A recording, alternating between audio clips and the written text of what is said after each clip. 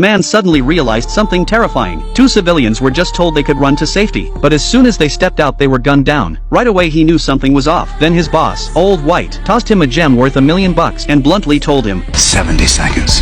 That's when it finally hit him. Old White had lured him to the Myanmar border, just to make him the next target for a group of rich hunters. These people weren't playing around, and he had no way out. With no other choice he ran into the thick jungle. Sure enough, once the time started, the rich guys geared up and took off, excited as ever. But what they didn't expect was that the rules of this hunt were about to change. The man's name was Nick. He used to be a top-tier MMA fighter. Now he was in serious danger. Soon he found a dead body by a stream, clearly the victim of a previous hunt. But instead of panicking, Nick calmly knelt down to scoop some water. Then suddenly, a shot rang out. Luckily it missed, and when the shooter fired again, Nick still managed to dodge. Using the sound of the gun, Nick quickly pinpointed where the shooter was. Seeing the guy charging over in frustration, Nick silently slipped into the water to hide. The man rushed to the riverbank, but Nick had already vanished.